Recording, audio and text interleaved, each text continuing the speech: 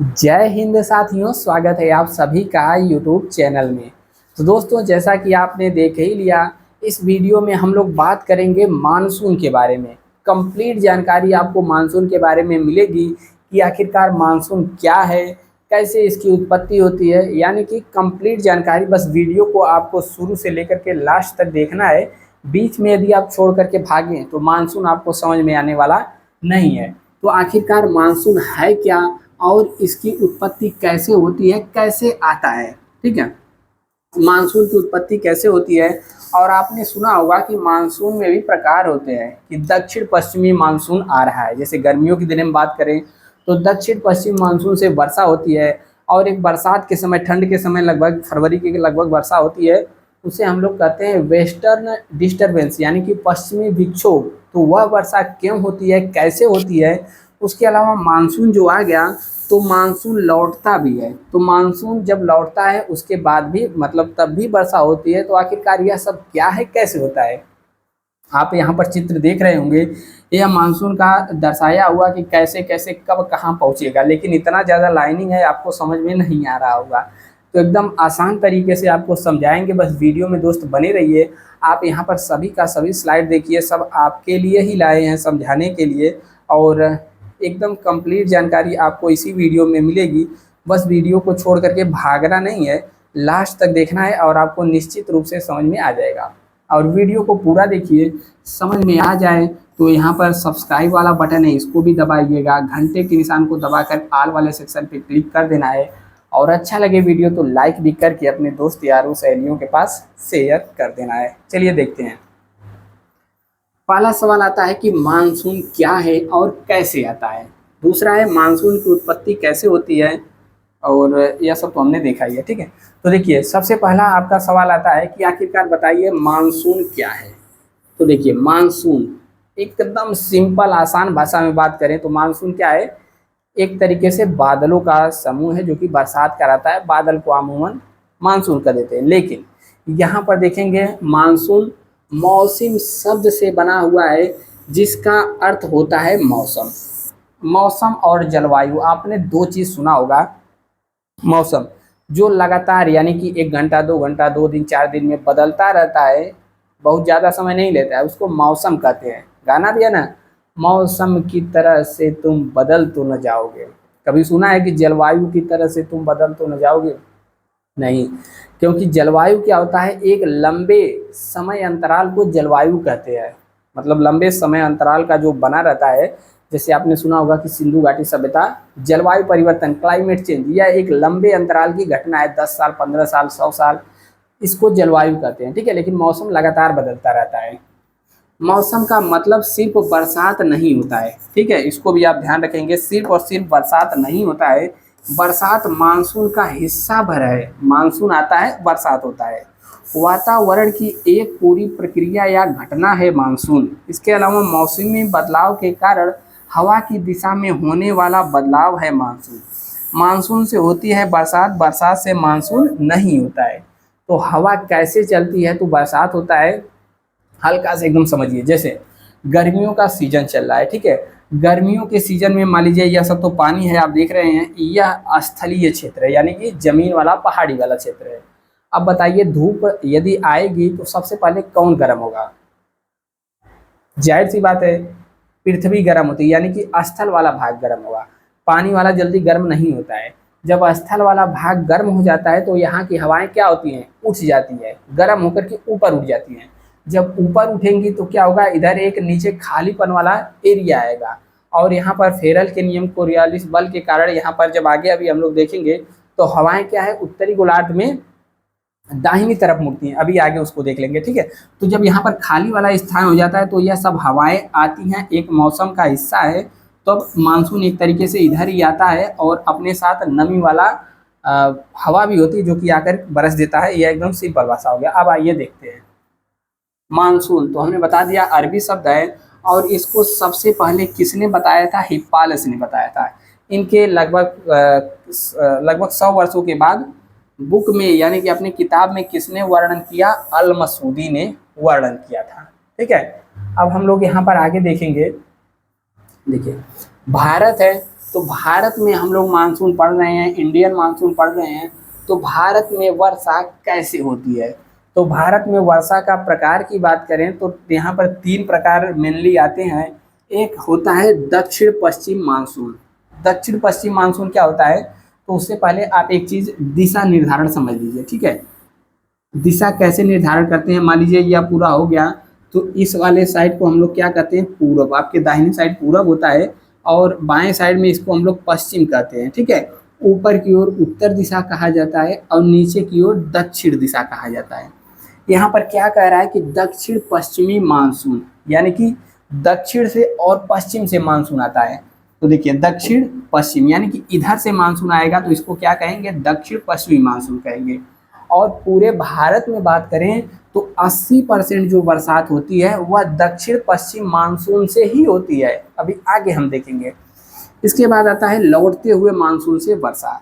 तो मानसून जब आ गया तो मानसून लौटेगा भी, ठीक है। तो लौटते हुए मानसून से कितनी वर्षा होती है, पूरे भारत में लगभग 17% वर्षा होती है। और कह रहा है पश्चिमी विक्षोभ जो यानी कि ठंडी में बरसात होती है फरवरी के लगभग में, उसे मात्र 3% की वर्षा होती है, जो कि कुछ वर्षा इस साइड से आती है और यहाँ पर पंजाब, उत्तर प्रदेश, राजस्थान वाले क्षेत्र में बारिश करती है, ठीक है। तो 3 प्रकार हमने देखा। अब पहले हम लोग पढ़ लेते हैं दक्षिण पश्चिम मानसून क्या है। देखिए भारत का नक्शा यहाँ पर है। जब इसको उत्तर दक्षिण में बांटेंगे तो नीचे दक्षिण है, इधर पश्चिम है। तो कुछ इस साइड से मानसून आता है, ठीक है। मानसून आकर के सबसे पहले यहाँ पर केरल में टकराता है, ठीक है, मालाबार तट पर।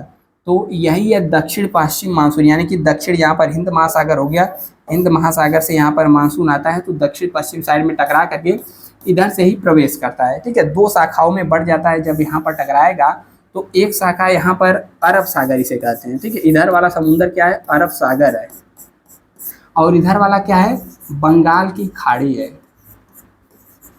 बंगाल की खाड़ी, ठीक है। जब मानसून आता है तो यहाँ पर 2 भागों में बढ़ जाता है। एक अरब सागर वाली एक अरब सागरी वाला हिस्सा हो जाता है और दूसरा यहाँ पर पहुंच जाता है बंगाल की खाड़ी वाला हिस्सा, ठीक है। तो पहले आपने जान लिया कि दक्षिण पश्चिम से मानसून आता है। अब दक्षिण पश्चिम से मानसून आता है तो यह कैसे आता है, इसके लिए आपको थोड़ा सा फेरल नियम समझना होगा। हालांकि इसके बारे में अलग से वीडियो डिटेल बनाएंगे। बस आप इतना जान लीजिए, जब हवाएं यहाँ पर पृथ्वी है हमारी, ठीक है, यह क्या है, भूमध्य रेखा है, और यह कर्क रेखा 23.5 डिग्री, और यह मकर रेखा 23.5 डिग्री दक्षिणी गोलार्ध। जब हवाएं आती हैं, ठीक है, तो फेरल महोदय ने क्या बताया था कि जब हवाएं आती हैं तो यहाँ पर उत्तरी गोलार्ध में दक्षिण की तरफ और दक्षिणी गोलार्ध में आपके बाएं तरफ झुक जाती हैं। देखिए यहाँ पर क्या है, जब पश्चिमी भारत में, इसको छोड़िए, ठीक है, फेरल के नियम के अनुसार दक्षिणी गोलार्ध में हवाएं अपनी बाएं तरफ तथा उत्तरी गोलार्ध में हवाएं अपनी दिशा में घूमती रहती हैं। ऐसा कोरियालिस बल के कारण होता है जो कि ऊपर ध्रुवों पर लगता है। इसके बारे में दूसरे वीडियो में बात करेंगे। ये हवाएं भारत में दक्षिण पश्चिम की ओर से प्रवेश करती हैं, दक्षिण पश्चिम की ओर से प्रवेश करती हैं, इसलिए इसे भारत में दक्षिण पश्चिमी कहा जाता है।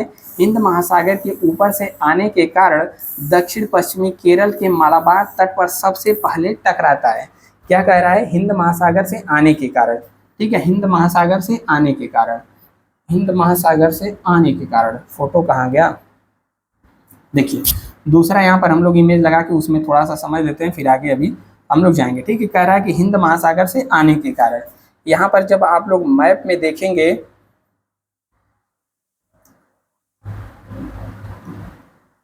ठीक है, यहाँ पर मैप में आप देखेंगे, पहले एक नज़र डाल लीजिए। यदि आपको मैप के बारे में बिल्कुल भी जानकारी नहीं है तो आपको हम बता दें, यहाँ पर यह वाला जो हिस्सा इसे अरब सागर कहते हैं, ठीक है, और अरब सागर इसको कहते हैं, और इधर वाला हिस्सा को हम लोग कहते हैं बंगाल की खाड़ी, यानी कि बे ऑफ बंगाल। कह रहा है कि यह सब पूरा क्या है, हिंद महासागर नीचे है जो कि दिखाई नहीं दे रहा है। यह सब पानी हिंद महासागर का ही दोनों हिस्सा है। तो हिंद महासागर से जब हवाएं आती हैं तो क्या होता है, यह वाला क्षेत्र तो गर्म होगा कि हवा ऊपर उठ जाती है, लेकिन इधर से जब हवाएं आती हैं तो ऊपर से नमी उठा करके प्रवेश करती हैं बारिश कराने के लिए। तो वही यहाँ पर कहा है कि दक्षिण पश्चिमी केरल के मालाबार तट पर सबसे पहले टकराती हैं हिंद महासागर के ऊपर से आने के कारण। तो आप यहाँ पर देखेंगे केरल है, इसको मालाबार तट भी कहते हैं, तो सबसे पहले यहीं पर हवाएं टकरा जाती हैं। अब थोड़ा सा और जानिए, फिर उसके बाद हम लोग मानसून पढ़ेंगे। देखिए, मानसून आता है तो वर्षा, अगर उसके रास्ते में कोई रुकावट नहीं आई तो वह बरसात नहीं करेगा, ठीक है। मानसून आता है पर्वतों से जब टकराता है तभी वर्षा करता है। तो देखिए, मान लीजिए यह पर्वत है, ठीक है, पर्वत है, खूब लंबा चौड़ा ऊंचा है। पर्वत के इधर से मानसून यदि टकराएगा तो इधर के हिस्से को हम लोग क्या कहते हैं, पवनाभिमुख, यानी कि पवन के मुख की ओर वर्षा। और इधर वाले क्षेत्र को हम लोग कहते हैं वृष्टि छाया क्षेत्र, यानी कि छाया वाले क्षेत्र में पड़ रहा है। तो जब भी मानसून आकर के पर्वत से पहाड़ से टकराता है तो टकराने के कारण वर्षा कर देता है। लेकिन जो पर्वत के उस साइड वाला हिस्सा पड़ेगा उधर मानसून पूरी तरीके से जा नहीं पाता है। लगभग 20% हिस्सा ही इधर पहुंचता है पानी का। तो इधर वाला हिस्सा क्या हो जाता है, सूखा हो जाता है या फिर बहुत कम बरसात होती है। और इधर क्या होता है, 80% तक बारिश हो जाती है, ठीक है। इसको क्या हमने समझाया, अभी आपको यहाँ पर पता चलेगा। देखिए, और दक्षिण पश्चिम मानसून के बारे में हम लोग पढ़ेंगे। तो भारत में 2 शाखाओं के रूप में प्रवेश करता है, अरब सागरीय शाखा, बंगाल की खाड़ी शाखा। देखिए, आप यहाँ पर भारत का नक्शा देख रहे हैं, इधर इंडियन ओशियन से आ रहा है। यह वाला जो, यानी कि जो भारत के पश्चिमी साइड है, इसको हम लोग कहते हैं अरब सागरीय शाखा। और जो इधर बंगाल की खाड़ी साइड निकल करके प्रवेश करता है, इसको हम लोग कहते हैं बंगाल की खाड़ी शाखा। तो सबसे पहले अरब सागरीय शाखा को पढ़ेंगे, फिर उसके बाद हम लोग जाएंगे नेक्स्ट के ऊपर। देखिए, अब ध्यान से, दक्षिणी पश्चिमी मानसून, और यह किसका है, अरब सागरीय शाखा का, अरब सागरीय शाखा, ठीक है, अरब सागरीय शाखा है। अब यहाँ पर थोड़ा सा समझिए। देखिए, मानसून हमने क्या बताया है, इधर से आएगा। जब इधर से आता है मानसून ना, तो देखिए कुछ इस प्रकार से नीचे से आता है और सबसे पहले कहाँ पर टकराता है, केरल के मालाबार तट पर। जब केरल के मालाबार तट पर 1 जून के आसपास टकराता है और यहाँ से 2 भागों में बढ़ जाता है। एक चल जाता है, यह वाला शाखा रहता है जो कि घुस करके यह पूरा बारिश कराता है, और दूसरा यहाँ पर भाग जाता है जो है कि बंगाल के खाड़ी वाला शाखा, ठीक है। तो पहले हम लोग अरब सागरीय शाखा पढ़ेंगे। तो देखिए, मानसून 1 जून के आसपास सबसे पहले कहाँ पर टकराता है, केरल में। तो पहला क्वेश्चन यहीं से पूछ देता है कि मानसून सबसे पहले कहाँ पर आता है, कहाँ टकराता है। तो केरल में मालाबार तट पर इस वाले हिस्से में 1 जून के आसपास टकराता है। जब यहाँ पर टकराता है तो इधर यह जो आप देख रहे हैं काला काला ना, यह क्या है, पश्चिमी घाट है, यानी कि ऊंची ऊंची पहाड़ियाँ हैं, ऊंचे ऊंचे पर्वत हैं। काला काला जो देख रहे हैं सब पर्वत है। यह किसका भाग है, यह हिमालय पर्वत है, ठीक है, हिमालय पर्वत है। और यह जब ऊपर आप देखेंगे तो अरावली पर्वत है, सतपुड़ा है, यहाँ पर अरावली नहीं है, यहाँ पर विंध्य पर्वत है, सतपुड़ा है, अरावली राजस्थान में है। यहाँ पर देखेंगे गुजरात में गिर पर्वत है, यहाँ पर महाराष्ट्र वाली पहाड़ी है, ठीक है। और यह पूर्वी घाट है। तो जब भी बारिश होगी पर्वतों से टकरा करके ही वर्षा होती है। तो 1 जून के आसपास यहाँ पर केरल के मालाबार तट में खूब दबा के एकदम वर्षा होता है, बहुत ज़्यादा वर्षा होती है।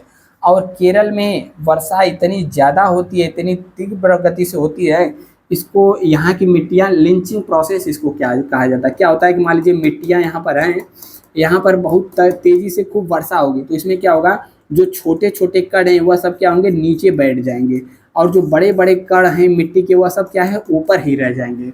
तो इस क्रिया को हम लोग क्या कहते हैं, लिंचिंग प्रोसेस, ठीक है। इस क्रिया को क्या कहते हैं, लिंचिंग प्रोसेस।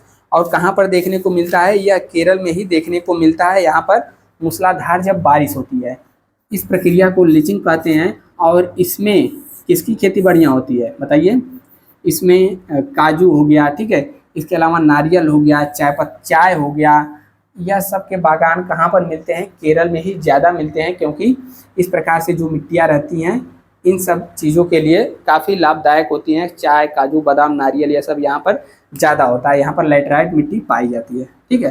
अब मानसून यहाँ पर आया, फिर यहाँ पर आया ऊंची पहाड़ी, ये बरस देगा उमस के। फिर मान लीजिए पहाड़ पार कर गया तो इधर बहुत छिटपुटुआ थोड़ी बहुत वर्षा होती है, इसीलिए यह सब भाग क्या होता है, सूखा ही रह जाता है।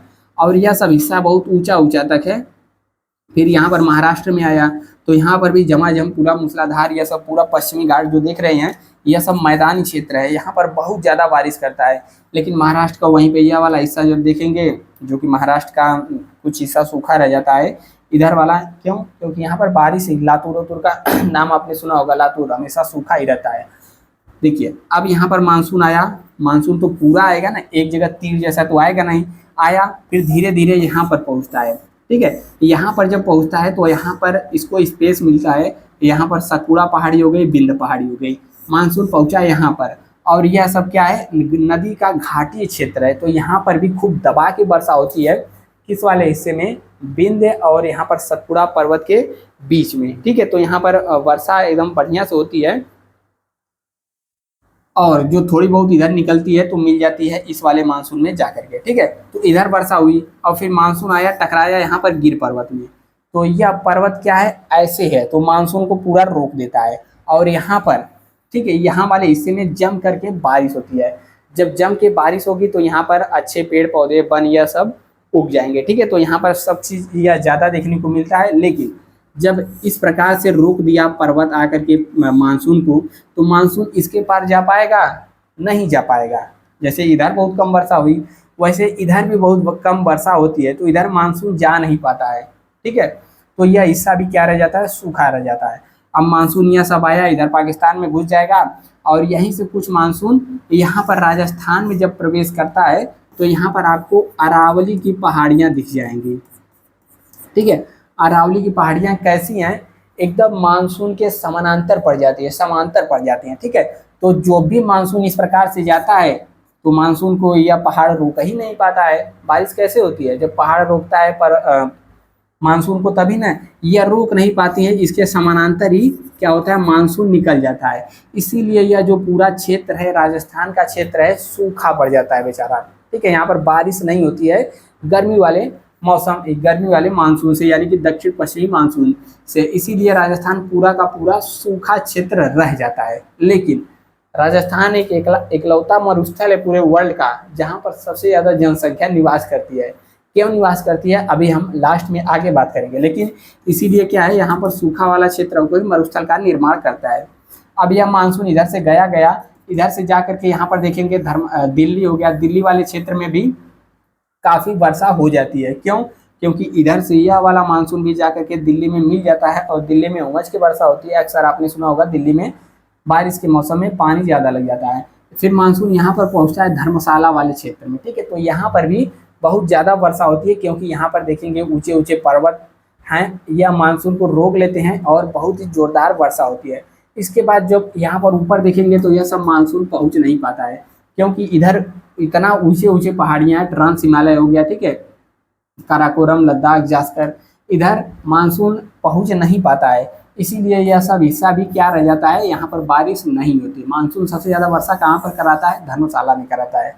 तो उम्मीद है आपको दक्षिणी पश्चिम मानसून का अरब सागरीय शाखा कैसे बरसात करती है आपको समझ में आ गया होगा। ठीक है, आ गया तो एक बार लाइक करिए वीडियो को, यदि आपने नहीं किया है जरूर करिए। ठीक है, और यहाँ पर जब नर्मदा घाटी है, यहाँ पर भी जम के वर्षा होती है। आप बरसात के सीजन में देखेंगे तो यहाँ पर नदियाँ क्या होती है, एकदम उफान पे होती हैं। ठीक है, सब चीज़ बहा ले जाने को आतुर होती हैं। अब देखिए, यह हमने अरब सागरीय शाखा पढ़ लिया। अब पढ़ते हैं जो यहाँ पर बंगाल की खाड़ी वाला शाखा गई उसके बारे में। ठीक है, देखिए अरब सागरीय शाखा हमने पढ़ा है ना, तो उसका सब चीज़ हमने आपको लिखित में दे दिया है। 1 जून को मौसम सुहाना हो जाता है। ठीक है, यहाँ पर सबसे पहले केरल में बरसात होती है, फिर 15 जुलाई के आसपास पूर्वी वाले हिस्से में, यहाँ पर उत्तरी वाले हिस्से में पहुँच जाती है। तो यह सब आप लिख लीजिएगा, यह सभी हमने आपको लिखित दे दिया है। आपको PDF भी मिल जाएगा, जो हमने बताया सेम चीज़ वही है। अब यहाँ पर हम लोग समझ लेते हैं अरब सागरीय वाली शाखा, यानी कि बंगाल की खाड़ी वाली शाखा के बारे में समझ लेते हैं। उसके लिए इसको थोड़ा मिटाना पड़ेगा, तो हम मिटा रहे हैं। ठीक है,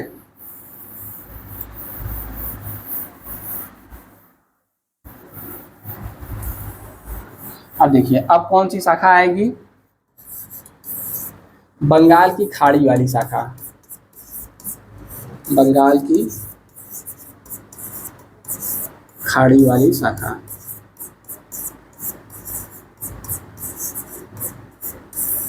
देखिए, यहाँ पर अरब सागर हमने पढ़ लिया। अब मानसून यहाँ पर टकराया है, ठीक है। कलर थोड़ा चेंज करते हैं, नहीं तो मिल जाएगा। चलिए कर लेते हैं हम लोग नीला, ठीक है। अब देखिए यहाँ पर मानसून टकरा करके दो भागों में विभाजित हो गया और इधर आ जाता है, ठीक है। इधर आते आते बंगाल की खाड़ी में आते आते यहाँ पर आता है, ठीक है। और यहाँ पर आप जो पर्वत देख रहे हैं यह सब हिमालय का ही हिस्सा है। तो इधर बांग्लादेश हो गया, ठीक है, या बांग्लादेश है, बांग्लादेश हो गया, इधर मेघालय की गारो खासी जयंतिया हो गया, इन सब पहाड़ियों में टकरा जाता है। और मानसून क्या होता है, हवाओं की रुख भी बदलती है और मानसून यहाँ पर आने के बाद इस प्रकार से मुड़ जाता है। मुड़ने के बाद यही वाला जो मानसून है, यानी कि बंगाल की खाड़ी वाला शाखा का मानसून है, यही पहुंच जाता है उत्तर भारत में। और इसी मानसून से बिहार हो गया, पश्चिम बंगाल हो गया, उत्तर प्रदेश हो गया, इसमें वर्षा होती है 15 जुलाई के आसपास। लेकिन यहाँ पर वर्तमान में देखें थोड़ा सा खिसक गया है, लगभग 20 जुलाई के आसपास होता है। तो 15 से 20 जुलाई के आसपास इस वाले हिस्से में पश्चिम बंगाल, बिहार, ये सब होते हुए धीरे धीरे बरसात का मौसम आ जाता है और यहाँ पर वर्षा होती है, ठीक है। तो देखिए जब यह बरसात, यह जो मानसून आता है सबसे पहले कहाँ पर टकराता है, यहाँ पर देखेंगे मिजोरम में मिजो पहाड़ियाँ हो गई, ठीक है। और यहाँ पर मेघालय में गारो खासी जयंतिया हो गई। तो आपने सुना होगा कि मेघालय में सबसे ज़्यादा वर्षा होती है, ठीक है। तो मेघालय में क्या होता है, सबसे ज़्यादा वर्षा होती है, ठीक है। मेघालय में क्या होता है, सबसे ज़्यादा वर्षा होती है। तो क्यों होती है इसके बारे में जानने से पहले आप लोग जान लीजिए कि बरसात, यह जो मानसून आता है मुड़ करके जाता है पश्चिम बंगाल, बिहार, यूपी में वर्षा कराता है। कभी कभी पूछ देता है कि यह जो मानसून है सबसे पहले वर्षा कहाँ पर होती है, शहर का नाम दे देगा। तो याद रखिएगा, जो भी शहर का नाम दे सबसे पहले पश्चिम बंगाल, बिहार और यूपी में भी शहरों का नाम दे देता है। सबसे पहले क्या होगा, बलिया में, बनारस में, आजमगढ़ में, ठीक है, लखनऊ में। तो आप इस क्रम से लगा सकते हैं। अब देखिए जब यहाँ पर मेघालय में टकराता है तो सबसे ज़्यादा वर्षा होती है। उससे पहले एक बार आओ, देखिए मानसून जब यहाँ पर आ गया तो पूरे उत्तर भारत में वर्षा इसी से होती है। फिर यह वाला मानसून की शाखा जो आ रही है जा करके यहाँ पर टकरा जाती है धर्मशाला में। तो हमने बताया ना धर्मशाला में ज़्यादा वर्षा होती है, क्यों, क्योंकि दोनों मानसून जा करके टकरा जाते हैं। और यह वाला जो क्षेत्र है उत्तराखंड वाला और यह सब इधर हुमच के वर्षा होती है। केदारनाथ में भी बाढ़ वगैरह आया था। तो क्यों, क्योंकि यहाँ पर ऊंचे ऊंचे पहाड़ हैं, पूरे बादलों को रोक करके इकट्ठे बरसवा लेते हैं अपनी जगह। तो यह तो समझा। बाकी यहाँ पर हम लोग थोड़ा समझ लेते हैं मेघालय में ज़्यादा वर्षा क्यों होती है। देखिए मेघालय में ज़्यादा वर्षा क्यों होती है, कहाँ गया, देखिए जैसा कि हमने पढ़ा है यहाँ पर आप देखेंगे मेघालय में 3 पहाड़ियाँ प्रमुख है। कई बार एग्जाम में पूछा गया है, गारो, खासी, जयंतिया, ठीक है। यहीं पे इसी तरह से पूछा है। और जो तीनों पहाड़ियाँ हैं कुछ इस प्रकार से हैं, गारो, खासी, जयंतिया, ठीक है, कुछ इस प्रकार से घेरे हुए हैं। तो जब यहाँ पर मानसून की बात करें तो मान लीजिए यहाँ पर है भारत, मानसून कुछ इस प्रकार से यह वाला अरब बंगाल की खाड़ी वाला शाखा जब जाती है तो यहाँ पर जब पहाड़ियों से टकराती है तो सबसे पहले यहाँ पर टकराती है। और यहाँ पर पहाड़ियाँ, पहाड़ पर्वत जो हैं ऊंचे ऊंचे हैं। तो यहाँ से टकराने के बाद इसको इधर आ जाती है, ठीक, इधर आ जाती है, फिर इधर आ जाती है, यानी कि इसी में फंस जाती है मानसून आकर के। मानसून आकर के जब फंस जाता है तो यहाँ पर जबरदस्त वर्षा कराता है, इसमें टकराता है, फिर इसमें, ठीक है। तो पर्वतों में फंसने के कारण यहाँ पर जो भी बादलों में पानी होता है, मानसून होता है, पानी होता है, सब यहीं पर अधिकतर जमजमा के बरस देता है। जब बरसेगा इस पहाड़ियों में अजुरा करके तो क्या होगा, बरसात ज़्यादा हो जाएगी। तो इसीलिए हमने आपने सुना होगा कि मानसून के मेघालय के मासिन राम में वर्षा औसत ज़्यादा होती है। क्यों होती है, क्योंकि जब इस प्रकार से यह वाला शाखा का जो मानसून जाता है तो मानसून जाने के बाद मेघालय में फंस जाता है और इधर कुछ टकराता है मानसून और यहाँ पर मानसून मुड़ करके उत्तर भारत में प्रवेश कर जाता है, ठीक है। इन सबसे टकराने के बाद इधर देखेंगे तो हिमालय वाला क्षेत्र हो जाएगा, ठीक है, हिमालय की पहाड़ियों वाला क्षेत्र हो जाएगा। तो ये सब टकराने के बाद ही यहाँ पर मुड़ जाता है। और मेघालय में वर्षा क्यों होती है आपने यहाँ पर समझ लिया, गारो, खासी, जयंतिया पहाड़ियों की कुछ बनावट ही कुछ इस प्रकार से है कि यहाँ पर वर्षा ज़्यादा हो जाती है। क्यों होती है, इसीलिए होती है। मेघालय में भी पूछ दे कहाँ पर होती है, मासिन राम में सबसे ज़्यादा बरसात हो जाती है, ठीक है। तो हमने मानसून का जो यह दोनों चीज़ था हमने पढ़ लिया कि वर्षा क्यों होती है। बाकी यह सब आपको एकदम लिखित रूप में मिल जाएगा कि सबसे पहले अरब सागरी शाखा आती है, 1 जून को केरल में बरसात कराती है मालाबार तट पे, ठीक है, मानसून प्रकोष्ठ कहते हैं। फिर धीरे धीरे यहाँ पर मैदानों की ओर चल जाती है। तो आप यह सब लिखा हुआ है एकदम आराम से रोक करके वीडियो या फिर PDF ले करके पढ़िएगा। हमने आपको जो समझाया है सेम वही है।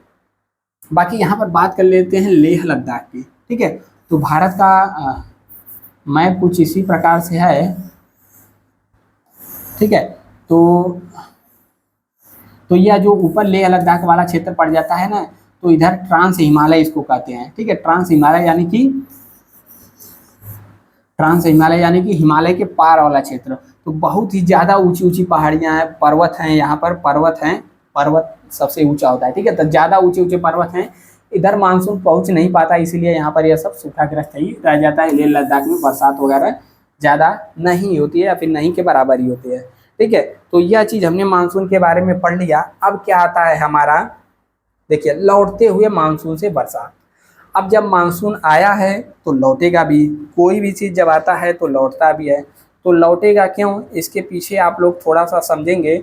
यहाँ पर आपको थोड़ा सा मैप हम लोग दिखाते हैं, ठीक है। देखिए,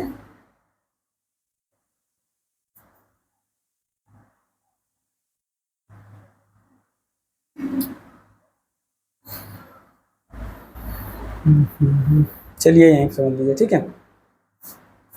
जैसे मानसून आया था, इधर आया था और फिर अब लौटेगा क्यों, इसके पीछे थोड़ा सा समझिए। जो हमारी पृथ्वी है, पृथ्वी क्या है, हमारी कर्क रेखा को बीचों बीच काटती है, ठीक है। और गर्मी के मौसम में बरसात होता है। तो यह क्या है, भूमध्य रेखा है। भूमध्य यानी पृथ्वी के बीचों बीच से जाती हुई रेखा, यह है 23.5 डिग्री उत्तरी, जिसको हम लोग कर्क रेखा कहते हैं। और यह है 23.5 डिग्री दक्षिण, जिसको हम लोग मकर रेखा कहते हैं। जब सूर्य यहाँ पर होता है, ठीक है, तो इधर वाला क्षेत्र पर जब सूर्य का प्रकाश पड़ता है तो क्षेत्र क्या होता है, ज़्यादा स्थलीय भाग गर्म हो जाता है। इसीलिए जो हिंद महासागर है उधर से पानी आता है। लेकिन जून के महीने में कर्क रेखा करीब सूर्य रहता है। फिर जैसे जैसे महीना ढलता जाता है, सितंबर के आसपास सूर्य कहाँ आ जाता है, भूमध्य रेखा पर आ जाता है, ठीक है। जब भूमध्य रेखा पर आएगा तो सागर वाला भाग का पानी क्या होता है, गर्म होगा, क्योंकि सूर्य का प्रकाश इधर ही पड़ता है। तो क्या होगा, जो सूखी हुई हवाएं हैं, यानी कि जो हवाएं हैं वह इधर की ओर चलने लगती हैं, ठीक है। तो भूमध्य रेखा यहाँ पर सितंबर के आसपास, फिर यहाँ पर दिसंबर के आसपास मकर रेखा पर सूर्य आ जाता है। इसी कारण मानसून जो उधर गया रहता है, जो हमने पीछे अभी पढ़ा है उत्तर भारत साइड में, मानसून क्या होता है, धीरे धीरे लौटने लगता है। तो इसको क्या कहते हैं, मानसून का निवर्तन, जो कि सितंबर से दिसंबर के महीने में होता है। और इसके कारण दक्षिण भारत में ठंड में वर्षा होती है। इसको मानसून का निवर्तन कहते हैं या फिर लौटता हुआ मानसून भी कहते हैं। देखेंगे, अब मानसून इस प्रकार से इधर आया था, अब जब लौटना स्टार्ट करेगा तो वापस इस प्रकार से आता है, ठीक है। और इधर की हवाएं क्या रहती हैं, सूखी रहती हैं।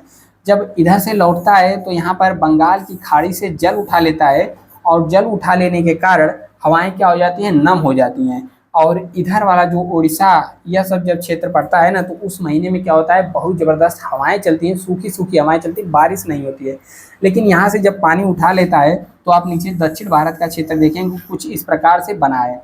जब यह हवाएं आती हैं यहाँ से जल उठा करके, तो इसको क्या मिल जाता है, तट मिल जाता है। जब तट मिल जाता है, जिसको कोरोमंडल तट कहते हैं, तो यह सब पानी क्या खोजता है, मानसून, पर्वत और तट। जब मिल जाता है तो यहाँ पर क्या होता है, झमझमा की वर्षा होती है, और उस समय लगभग ठंडी का महीना रहता है।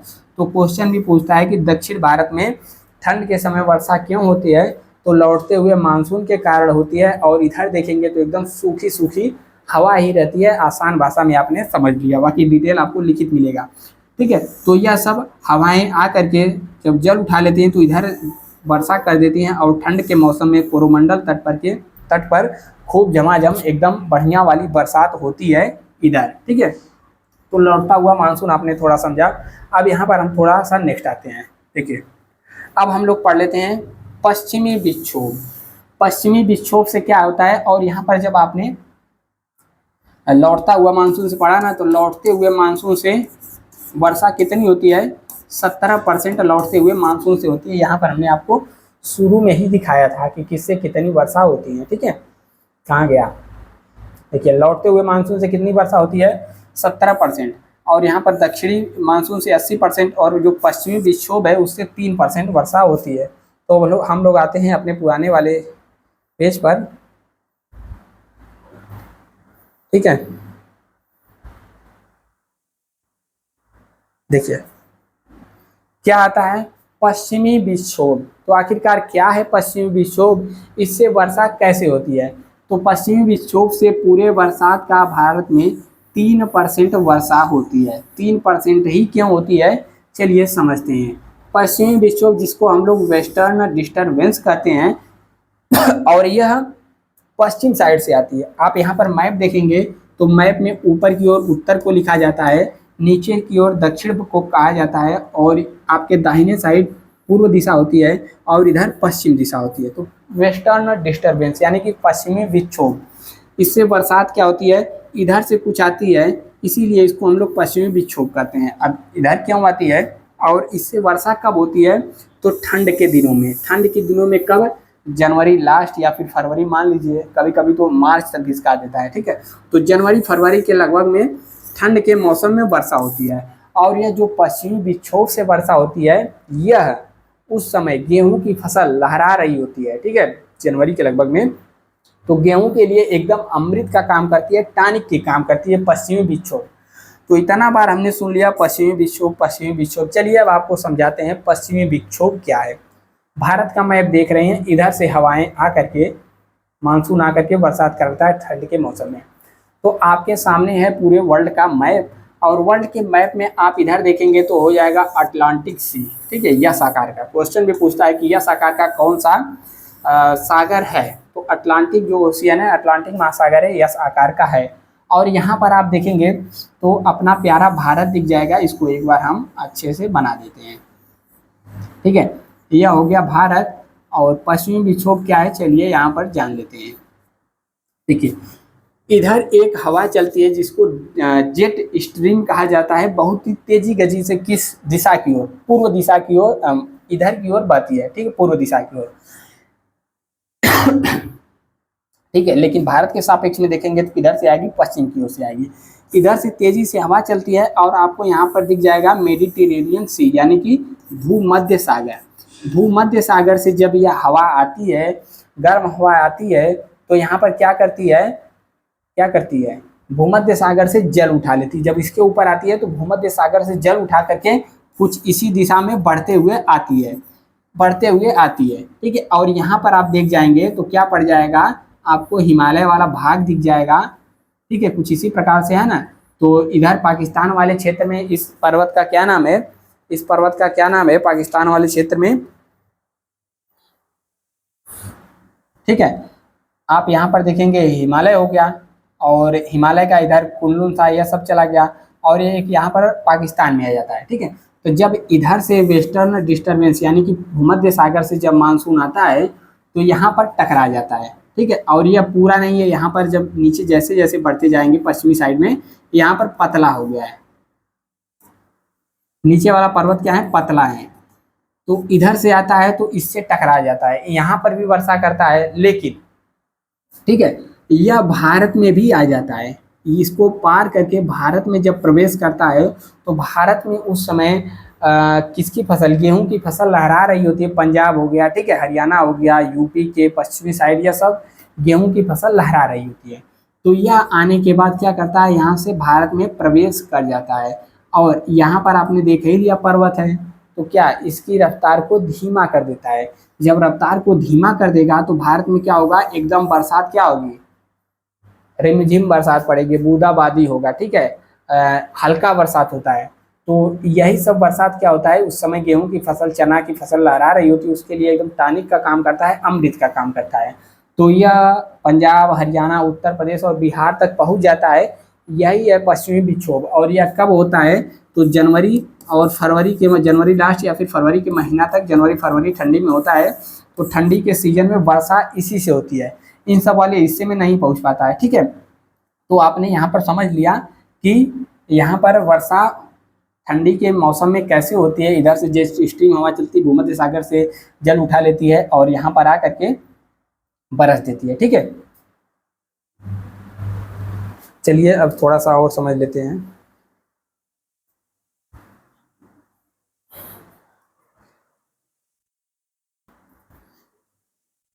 ठीक है। तो यहाँ पर क्या बताया था हमने, यह हिंदू कुश पर्वत पड़ता है पाकिस्तान में, ठीक है। तो यहाँ पर भी टकरा जाता है और यहाँ पर रफ्तार धीरे हो जाती है और भारत तक एकदम हल्का हल्का पहुँचती है।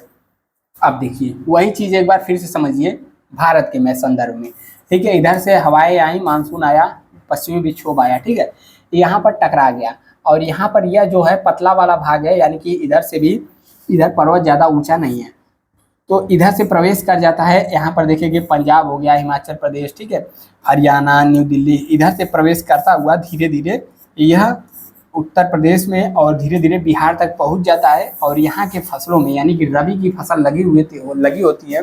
रबी में कौन आएगा, गेहूँ आएगा, चना आएगा, मटर आएगा, गेहूँ ज़्यादा, तो इन सब फसलों के लिए एकदम सोना का काम करता है और होता है, ठीक है। अब समझ लीजिए इस प्रकार से आया। कभी कभी क्या होता है, बहक करके यह राजस्थान साइड में भी आ जाता है। शुरू में हमने कहा था ना कि लास्ट में पढ़ेंगे कि राजस्थान की मरुस्थल में सबसे ज़्यादा जनसंख्या निवास करने वाला मरुस्थल कैसे बना है। तो देखिए जब यह बारिश आता है, ठीक है, यह विक्षोभ आता है, तो कभी कभार बुला उला करके राजस्थान साइड में भी आ जाता है। आपने देखा होगा यहाँ पर कौन सा पर्वत हमने बताया, अरावली। अब देखिए जब अरब सागर वाली शाखा जा रही थी तो इसके समानांतर पड़ जा रहा था, रोक करके बरसा नहीं पा रही थी, लेकिन अब इसको मिल गया मौका।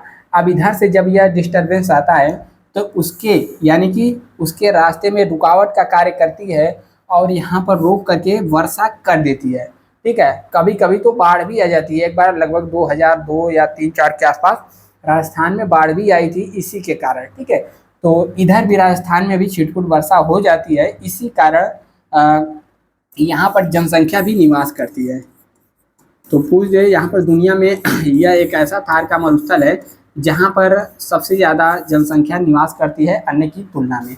तो राजस्थान में भी इस वर्षा को क्या कहते हैं, मावठ की वर्षा कहते हैं, मावठ, ठीक है।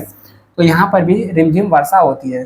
तो उम्मीद करते हैं कि आपको वेस्टर्न डिस्टरबेंस क्या है यह समझ में आ गया होगा, ठंडी में वर्षा कैसे होती है, क्यों होती है, यह भी समझ में आ गया होगा। बाकी अभी किसी को भागना नहीं है, रुकी रहिए, ठीक है। रुकना क्यों है, क्योंकि अभी तक आपने वीडियो देखा, वीडियो अच्छा लगा हो तो बिना सब्सक्राइब किए नहीं जाना है, लाइक कर देना है और शेयर वाले भी बटन है, ठीक है, शेयर करके अपने दोस्तों तक पहुंचा देना है। और जब आप प्लेलिस्ट में आएंगे तो इसी प्रकार से बहुत सारी वीडियो आपको मिलेंगी जो कि आपके ज्ञान को बढ़ाएंगी, आपकी नॉलेज को यहाँ पर बढ़ाएंगी। तो जाइए और देखिए, बहुत सारा वीडियो आपको प्लेलिस्ट में मिल जाएगा और इसी प्रकार से वीडियो अपलोड होता रहता है। तो बस देखते रहिए, पढ़ते रहिए। बाकी किसी प्रकार का डाउट हो तो आप पूछिए और यह सब PDF आपको टेलीग्राम पर मिल जाएगा। टेलीग्राम पर आप KGW 2023 सर्च करेंगे या फिर नीचे डिस्क्रिप्शन में लिंक से ही डाउनलोड कर लीजिएगा। फिर मिलते हैं किसी नेक्स्ट वीडियो में, तब तक के लिए दोस्त जय हिंद, स्वस्थ रहिए, मस्त रहिए और पढ़ते रहिए। जय हिंद। वीडियो कैसा लगा कमेंट करके बताना है।